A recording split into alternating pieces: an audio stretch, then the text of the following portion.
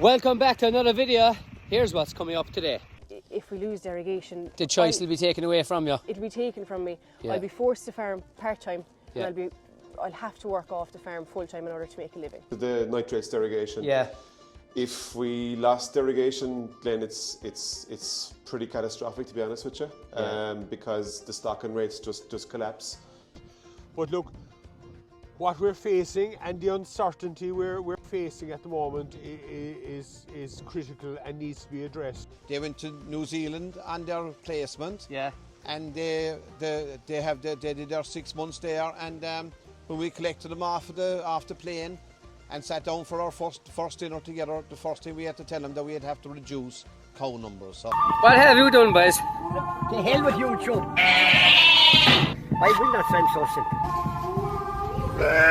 Welcome back to this week's video, and this week's video is on a very important topic: derogation in Ireland. So I'm here in beautiful West Cork, nearly the 1st of December, cows out grazing at grass, producing top quality milk. So I'm in the Timilly catchment area, where it's the highest stocking rate for grazing cows outdoor in the whole of Europe. So no better place to do a video. So I'm going to be interviewing farmers around this area who are going to be affected by the proposal from the EU Commission coming in. So we're going to dive straight into it, and don't forget, no farmers, no food, no future. John O'Brien, Welcome, Ben. nice to meet you. So I'm here to do this video on a very important topic for dairy farmers in this area.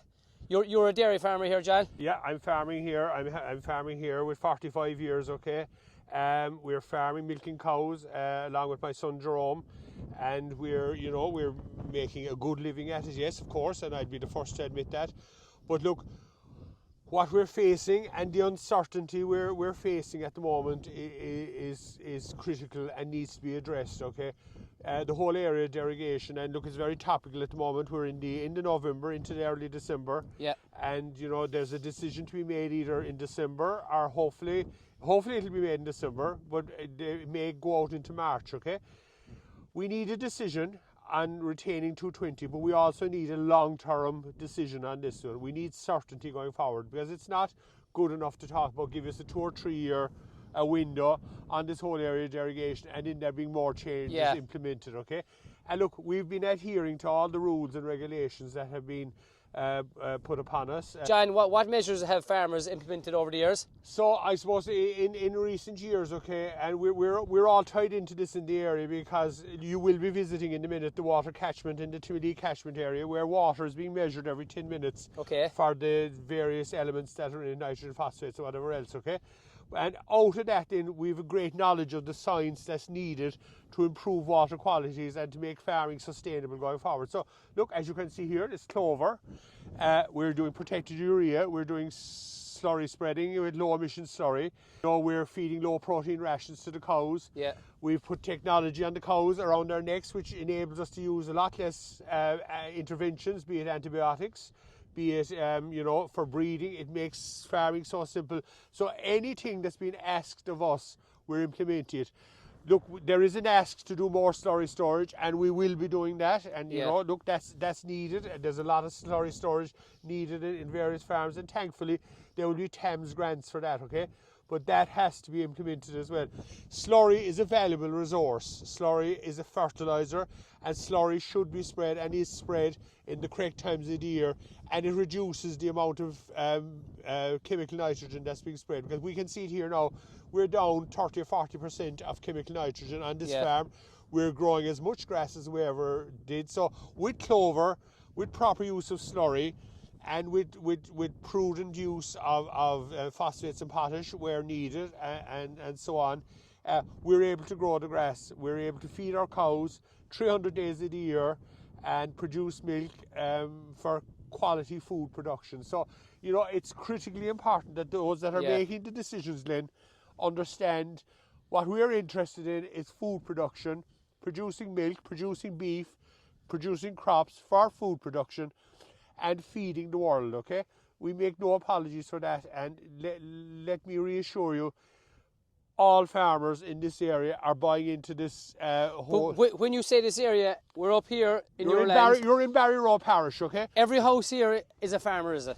Most houses here are either farming or they're dependent on farming. If they're not farming, they're working in the co-op, they're teaching in the school, they're working in Clonakilty, or they're working in the chemical industry in Brinny and Dundera and Little Island and Cork City, okay?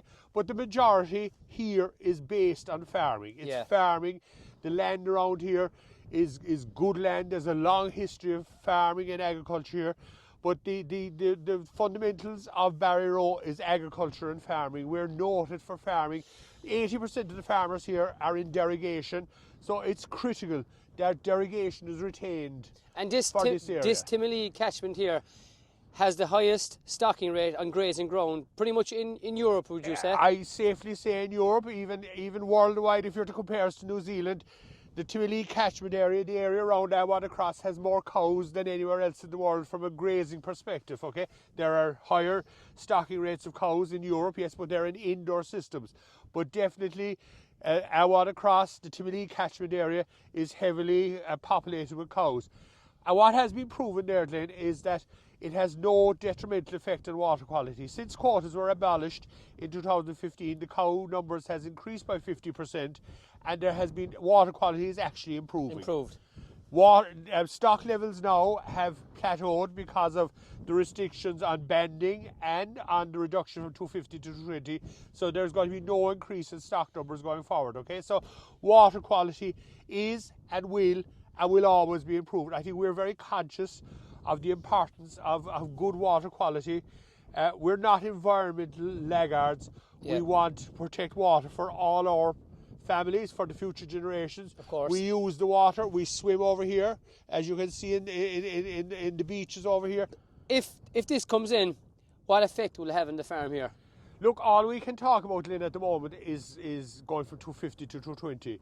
We can't even contemplate going under 220 because it takes the whole viability out of the family farm model. Okay, it makes, like, my son Jerome is farming here now. Okay, he's farming here since 2018, and like I want him to continue, and I want his family to continue farming here into future generations. Okay. And the same thing applies to all the farms you can see around here. They're all family farms. They're all family farms, okay? And it is critically important that we stay at the level we're at. To be honest with you, it would be an Armageddon situation to reduce under the 220. We can't even contemplate it. But there's two aspects to that. We can't contemplate going under 220, but we also need a long-term future, and we need a long-term plan. We need certainty going forward as to where we're going from a farming perspective. Why? Because at present it's only a 3 year. It's only three. They're talking about a 2, 3 or 4 year window on this whole thing around derogation. Okay, Ireland is unique in that we have a derogation, but Ireland is unique in that our farming system is based on grazing grass 300 days of the year, spreading a lot less fertiliser, growing clover, doing a great job and producing quality food to feed the world, okay?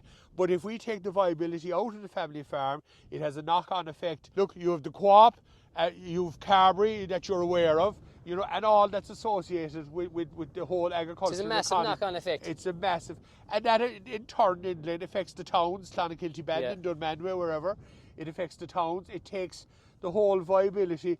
Look, you take farming out of rural Ireland, you've nothing left. No, it is our bread and butter. It is our bread and butter, and I'm unashamedly say that there is nothing left if you take farming out of Ireland. It's okay, we're at full employment, we're in full employment around here at the moment, okay? And thankfully, and everyone is living quite comfortably and, you know, doing quite well, okay? But farming is the backbone and the fundamentals of the economy of this peninsula, and it has to continue, and it cannot go under 220. But the level of uncertainty that's there at the moment, because of this whole discussion around derogation, and will it or won't it, or what's the long-term aspect for derogation, is very unsettling. And to be honest with you, a lot of people, okay, there's going to be a big ask on slurry storage, okay? But a lot of people are hesitant in investing in extra slurry storage and investing in their farmyards because they're afraid of the uncertainty that's They out don't there. know what's lying They ahead. don't know what's lying ahead of them. And to be honest with you, unless you've got certainty Yeah. and unless you can plan your future 5, 10, 15, 20 years ahead, you're at nothing. Because, look, if you're to bank all this, you need to be able to bank it for 15 years or Yeah. 20 years or whatever. If you want to purchase land, it's a 20-year. If you want to do farm development, it's 7 to 15 years, okay? Yeah. So you need certainty and you need to be able Especially to... for the younger generation. For the younger generation, yeah. Because they're committing to this. They want to, put on their roots. They want to build houses. They want to get married, So, look, we're willing to implement the science, but we're also want to have certainty going forward and produce food. Yeah, and like you say, we're here nearly in December. There's no place that can compare. We can produce top quality grass-fed beef, the best in the world. Grass-fed beef, grass-fed lamb, grass-fed milk. We're like the only other place in the world where I have been, where I can see this is New Zealand. We're the New Zealand of Europe. New Yeah. Zealand is the Ireland of the Southern Hemisphere, okay? Yeah. Where you can grow grass all year and feed stock for 300 days in a year. There is nowhere else in the world like it. There's nowhere in Europe like it. And I think we need to be proud of that and we need to protect it going forward. We'll now go to the Timilly Catchment water testing station where there's a full laboratory there testing water, and you'll see the science and the research that's been implemented around that. Super. John Welch, how are you? Lynn, good, Lynn, good. John, Welcome. you're another farmer in this catchment area in Timilly, and you're a dairy farmer. Yeah. You're yeah, here yeah. with your two sons. Two sons, Fergal and Sean. Yeah. They've obviously a great interest in farming. Two mad for farming, yeah. Yeah. So far, so good anyway, yeah. Every parent, I suppose, they'd love to see their children have an interest in farming, but I Yeah. suppose if these measures are brought in, the future, what do you think the future holds for your two children here, two sons, if the measures are brought in? Well, if we even go down to 220, it's going to be a huge hit to us. Yes. The way we're farming now at 250, we're comfortable and we're farming well Yeah. and doing our job to the best of our ability. Yeah. These two lads have MTU the farming course done in agriculture, and they went to New Zealand on their placement. Yeah. And they did their 6 months there, and when we collected them off the plane and sat down for our first dinner together, the first thing we had to tell them that we'd have to reduce cow numbers. So Yeah. in our situation, we'll have to reduce by 28 cows, or else take on 35 more acres of land again. Then, so And like 28 cows is a massive hit to a family huge, farm like that. Like, massive hit, yeah. and like obviously in this region, it's very hard to get more ground, so The people the have ground- no choice. yeah. Like the 3V won't be on the farm. Simple as that. No, absolutely not. No. The ground isn't there. Number one, that is the key. Yeah. And to drop down 28 cows that's what pays the banks. That's what pays all the Yeah. bills. That's your profit at the end of the day. The lads here, Eddie, is the water's being sampled here every 10 minutes. Yeah. There's 2 sampling points at either side of our yard. There's sampling going on here with nearly 17 years. Yeah. And I've spoken at several conferences with for tags and for the catchments. Yes. And told our story about our place, and if we can't continue this on for these two fellas, I don't know what we're at like. We're in the Timilly Catchment testing station, okay? So this station is here with 17 years, okay? Yeah. And it's testing water every 10 minutes for various elements and whatever. Yeah. And there's 6 of these in the country. We're so fortunate to have it here. And the reason it's here is it's to test water quality in an intensively farmed area. And when I say intensively farmed, it's intensive dairy farming. You probably have the highest population of cows per hectare in this catchment area around here, as we say, around our watercross. You've got a lot of cows. On both sides of the water. On both sides of the water. And also you've got tillage influencing the thing as well. And you've got dry stock farmer, and the farmer across the way is tillage and dry stock, okay? Yeah. But cows are the main farming systems here, okay? And what this has proven is that even though cows have increased by 40% post-quota, the water quality hasn't disimproved. The water hasn't disimproved. The water quality is actually improving. Improving, yeah. If you're to look at your drinking water standards, it's at 11. Yeah. we're consistently here at around 5 and 6, okay? And down to 4 last year, 4.5 last year was the best quality we've had right through the testing. You can literally go into the water and drink it. It's healthier than most water that in we're households drinking, in yeah. Ireland. And actually healthier than any of the waters in Europe, okay? Yeah. So the research is there to prove it. The research is there, and thankfully the research is there, and the research is being done. But like, it's unfortunate that the research isn't being taken on board to prove that, you know, if we had, you know, we're being reduced here from 250 down to 220. Yeah. You know, that's going to have a detrimental effect on the economy of all of Ireland, and particularly in West Cork, in the co-ops, the local co-op and Carbery. Yeah. Yeah. But we can't even go, you know, we can't even go below that. Like, so look, you know, it's important that those that are involved in decision making take into consideration the research that's being done here by Tagus, and we're thankful to that. Yeah. So I'll hand you over to Eddie, and Eddie is the scientist here, so he'll probably fill you in on more of the technical issues, okay? Super. So I'll introduce Eddie Shealy. Eddie is the Tagus technical person here who's responsible for this testing station. So Eddie has been recently appointed, so we'd wish him well in the future, and brings a wealth of knowledge to this whole exercise. So Eddie, over to you. Hi, so my name is Eddie Shealy, and I am the advisor and technician with the Agricultural Catchments programme here in Timoleague. Timoleague, we have 6 catchments under the ACP programme located throughout the country, and all of them are selected as they represent a different soil. I'll show that in a second with the camera.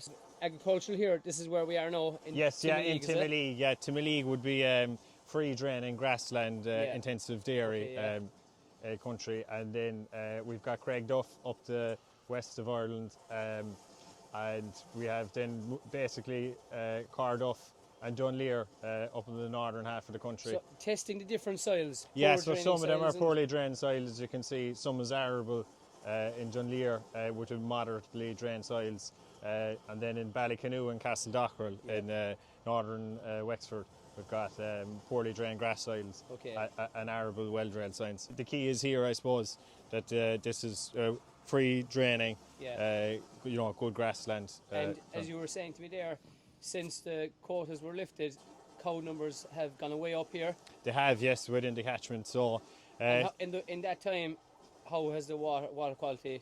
You have the research behind you. How is that done? Yeah, well, look, we have a high resolution lab, as we call it here at the outlet of the catchment. That's testing every 10 minutes. It's testing for nitrogen, phosphorus, pH, conductivity, turbidity. It has a huge amount of data collected. Yes. And the trends are positive in relation to nitrates. You know. Yeah. They're improving. They are improving. Like last year would have been one of the best years that we've had, if not the best, since the testing in the last 17 years. And it is just, I would say it's important to note that the stock numbers have increased. Yeah. You're right in saying that, John, in that level of time. Our goal is to monitor the agricultural impact on water quality, like, you know. And as I say, that was our, like, it's a monitoring remit that we have, but also it's a knowledge transfer. You know, we're constantly dealing and talking with farmers within the catchment, and doing nutrient management plans and soil analysis, and you know. It's not all about testing, it's interacting with the farmers locally as well, and as Eddie has said, like, they offer a full range of information and you know, measurements to you, be it soil testing, nutrient management plans, all that kind of thing, correct liming, correct application of fertilizer, correct application of slurry. So like, it's a showcase of what can be done right in an intensively stocked area. Look, here you're looking at cows grazing 300 days of the year, okay? A lot of cows, but being farmed correctly and being farmed right. So when things are done right, what it is proving is water quality will improve, and water quality has improved. And when you say we're nearly in December now, there's not many of our European counterparts that can be, they're not grazing out all Well, year they round don't like this. graze out. They do lip service to grazing and grass based and all. They let them out for a few hours of the day. Cows are out here 24 hours a day, 300 days of the year. and then you have all the ancillary work around that, be it silage, be it maize growing or whatever. So like it's food production and agriculture in its best. Yeah. So Ireland is unique, so. Ireland is unique from a farming perspective, and that always has to be taken into consideration. Yeah. It's a grass-based system, Yeah. but it's a grass-based system that is not now harming our water quality. We've got groundwater wells as well that we can test the level So of nitrogen. what are they? Can you explain what they are? Basically, yeah. So they're set up at different points at the northern transect of the catchment and at the southern, and they're born at various different levels. Just in the grazing ground, into the field. Yeah, in the field like that, Yeah. and we're given. Like I must say, we're given total access, like from the farmers, and very appreciative of that, to go in and to take monthly samples of them and send that data back up. So I suppose what I'm trying to say is, we're getting a total picture of what's going on within the catchment. whole outlook, Like it's not just in one spot; it's the entire catchment is covered. And we've a met station as well up in John's farm, which is very beneficial as well, when we're for farmers, that can use it, and it's timely then when they're going to apply, their nitrogen, they're going to get their most use and efficiency out of it, like so. So John, we're here now at the river. So this testing station here is behind it. So the water is taking the samples from here now, is it? So Glenn, this is the main stream coming through the whole Timillee catchment, okay? Yeah. Farming on the left and farming on the right, and milking cows and tillage, okay? Yeah. This is where the water is being taken from every 10 minutes and tested, okay? Okay. And as you can see, the water is pristine. This water is better than the water we're generally drinking in Ireland, okay? It's pristine water. So you could literally bottle this up You and could sell bottle it and drink it. I'd have no fear of drinking it. Only that to get down into it would be a problem, okay? Yeah. But look, the water is being sampled here every 10 minutes into the testing station here, okay? Into the laboratory here on our right. And then it's being fed back into the stream here. There was a lot of work done here for capturing water. They had to dam the river and set up. So there was a big investment here in enabling this to happen. But there's some fantastic information being taken out of this stream, to measure the water in the Timillee catchment area. We'll go back to the research. It is improving the river. It is improving. And as we keep saying, the number of cows since the quota got eliminated has increased by 40%. Now, that has plateaued because of the movement from 250 down to 220, okay? There will be no further increase in stock numbers, okay? Yeah. But what we do have to emphasise the importance of retaining what we have from an economic perspective in the area, to keep the co-ops going, to keep Carberry going, to keep Ireland Inc. going from a food production perspective, because there is no other alternative in this area. You can see we're growing grass here 365 days a year. prime grazing ground. Grass grows here all year round, okay? Now, not as plentiful in the winter as the summer, of course, but grass grows here. Cows are grazing 300 days of the year in a perfectly normal, natural, environmentally friendly system, where we're producing premium foods, be it cheese, butter, nutrition, infant nutrition, sports nutrition, nutrition for the elderly, you name it. Milk and the byproducts of milk are actually, we're feeding the world. And look, just an interesting statistic, and it's the one that really grabs me in Carberry. There are 50 babies per second being fed by nutrition that's being developed in Carberry worldwide. We were down at the water station there, Aoife Delay. Nice to meet you. Nice to meet you, Glenn. We're here in your farm here now. You're a Lissavard milk supplier. Yeah. You're farming here with your father. Yeah. You've a dairy herd here. We do. We're out here now, 1st of December. Ground conditions are fabulous. Cows are doing well. So you're a young farmer and you've a long career ahead of you in farming. And I suppose we want to get it. We've plenty of farmers to introduce now today. And look, we want to bring the perspective of young farmers as well. You've a long career ahead of you. Why is derogation so important to you? Derogation is, it's vital to us on this farm. Like, my father's been in derogation since 2006. It's every couple of years that stress and that worry keeps and that's what it up. is stress. It is stress, it's real stress. And it's not stress you can leave at home, like it's a family farm. Yeah, thinking about night and day. Yeah, bring it into the kitchen table morning and evening, so it does cause a certain level of stress. On the other side, like, I'm a young trained farmer, you know, more than willing to take on the farm, and there's so much uncertainty. I just don't know what's ahead. Yeah. It's very difficult. I suppose that's the thing that I've talking to the dairy farmers over the last couple of months. They're only saying there's 3 years in the next phase, whereas there's no uncertainty. If you want to, you're a young farmer, if you want to invest in infrastructure, why would you when you've only a 3-year guarantee? You want something that's set in stone, 10, 15. Is that what you need? Yeah, something that's set in stone, like. Exactly. You've obviously a lot of measures implemented over the last couple of years. When we were walking down through your yard above, I seen a new dribble bar. Like, you've a lot of measures taken and implemented into it. Yeah, do you know, we've done everything we can, water courses, do you know, grassland management, dribble bars, things like that. But it's, you can see in the background we've collars there as well. It's those things that we invest in, you know, with the money each year. But in West Cork, we're lucky enough, we're out for about 300 days in the year. Like, look at where we are, December. We'll start our dry off now this week, really. But yeah, cows are happy out, they're still milking. Weather's good, land is dry, so we'll carry on. It's absolutely unviable. Like, if we drop from 220 to 170, we'll have to cut our herd by 25%.